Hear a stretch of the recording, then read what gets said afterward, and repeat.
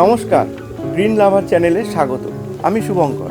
আর আজকে আপনারা দেখতে পাচ্ছেন আমার ছাদে একটি কাগজি লেবুর গাছ। এই গাছটিতে কিছু সংখ্যক ফল হয়ে রয়েছে এবং গাছে কিছু ফুলও রয়েছে। তো এই কাগজি লেবুর গাছটিতে সারা বছরই ফুল ফল হয়, কিন্তু এই শীতের সময়ে এই গাছে ম্যাক্সিমাম ফুল এবং তার থেকে বেশি পরিমাণে ফল আমরা পাই। তো এই ফুলগুলোকে কি করে আমরা টিকিয়ে রাখবো এবং এর থেকে প্রচুর পরিমাণে আমরা ফল সংগ্রহ করব, আজকের ভিডিওর বিষয়বস্তু হলো সেটাই। তো আপনারা এই ভিডিওটি দেখতে থাকুন। আমি জানিয়ে দিচ্ছি কিভাবে আপনারা এই সময় এই গাছটির পরিচর্যা করবেন এবং এ থেকে প্রচুর পরিমাণে আপনারা ফল সংগ্রহ করতে পারবেন। প্রথমে আমরা জেনে নেব এই লেবু গাছে সঠিক কি সার প্রয়োগ করলে প্রচুর পরিমাণে ফুল এবং তা থেকে ফল পাওয়া যাবে, এবং সেই সার প্রয়োগ করার সঠিক নিয়ম এবং সময়। এই লেবু গাছে যাদের এখনও পর্যন্ত ফুল আসেনি বা ছোট ছোট মাথায় কুড়ির মতন অংশ দেখা যাচ্ছে, তারা দুটি সার ব্যবহার করতে পারেন। এই দুটো সারের মধ্যে একটা হলো সিঙ্গেল সুপার ফসফেট আর একটা লাল পটাশ। এই সার দুটি আপনারা 1 চামচ সিঙ্গেল সুপার ফসফেট এবং 1 চামচ এই লাল পটাশ গাছের গোড়াতে চারিপাশ দিয়ে ছড়িয়ে দেবেন এবং দিয়ে ভালো করে জল দিয়ে দেবেন। কিন্তু যাদের এখন এরকমভাবে ফুল চলে এসছে এবং ফুলগুলি সম্পূর্ণভাবে ফুটে গেছে, তারা কোনো রকমভাবেই কোনো ফার্টিলাইজার এই মুহূর্তে ব্যবহার করবেন না। এই মুহূর্তে যদি কোনো রকম ফার্টিলাইজার আপনারা ব্যবহার করেন, এই ফুলগুলি ঝরে কিন্তু পড়ে যাবে। সুতরাং এই সারগুলি আপনাদের ফুল আসার আগের মুহূর্তেই ব্যবহার করতে হবে। আপনারা যখন দেখছেন গাছের এই ফুলগুলো থেকে ফলগুলো মোটামুটি মটর দানার আকারে ধারণ করছে, সেই সময় থেকে আপনারা ফার্টিলাইজার ব্যবহার করতে পারেন।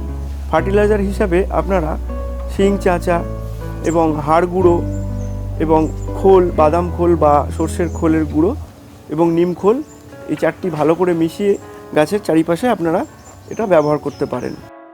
লেবু গাছে অধিক ফুল এবং ফল পাওয়ার জন্য একটি পিজিআর অবশ্যই আপনাদের ব্যবহার করতে হবে। সেই পিজিআরটি, যেটা আমি ব্যবহার করছি, মিরাকুলান।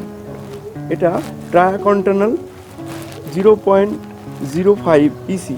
তো এটা আপনারা যখন ফুল আসছে গাছে, একদম ছোট ছোট কুঁড়ি দেখা যাচ্ছে, সেই সময় এটা আপনারা 1 ml 1 লিটার জলে মিশিয়ে ভালো করে এটা স্প্রে করে দেবেন গাছে।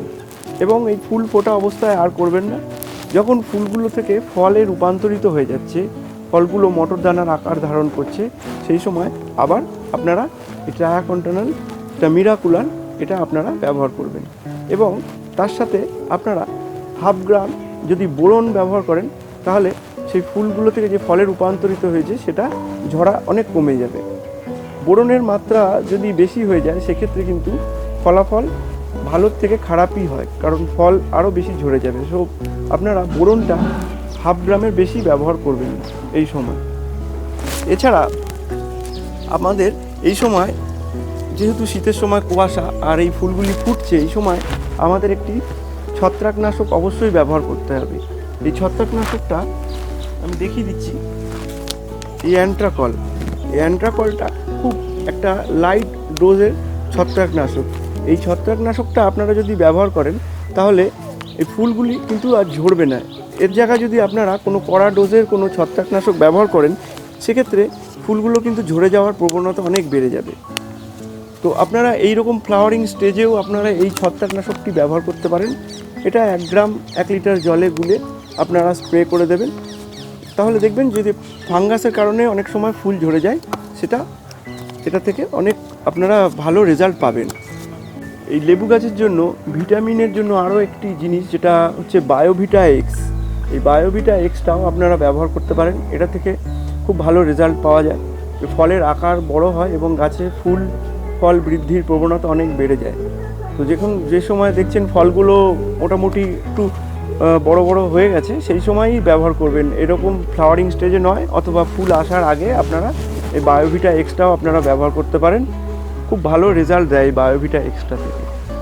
আর এই লেবু গাছের জন্য যখন দেখছেন ফলগুলো মোটামুটি একটু বড় হয়ে গেছে, সেই সময় আপনারা সালফেট অফ পটাশ এসওপি, যেটা 1 গ্রাম, অথবা 13-0-45 NPK, এটা যদি ব্যবহার করেন তাহলে দেখবেন ফলের আকারগুলো অনেক বড় বড় হচ্ছে।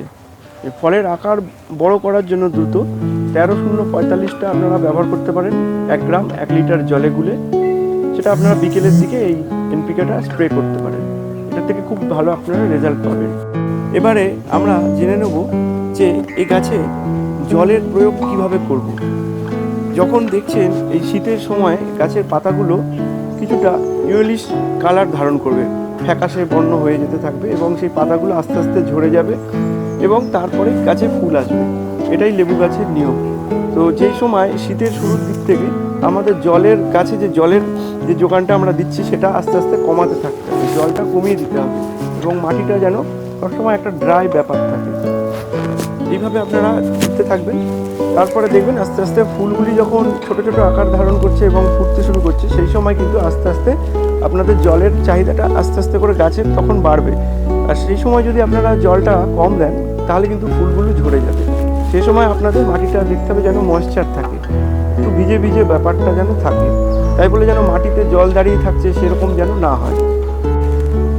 আর এই লেবু গাছ আপনারা অবশ্যই সবসময় ডাইরেক্ট সানলাইট যেখানে পড়ে, দিনের সারাটা সময় যেখানে বেশিরভাগ রোদ্দুরটা পড়ে, সেই জায়গাতে অবশ্যই লেবু গাছটাকে সেই রকম জায়গাতেই রাখবেন।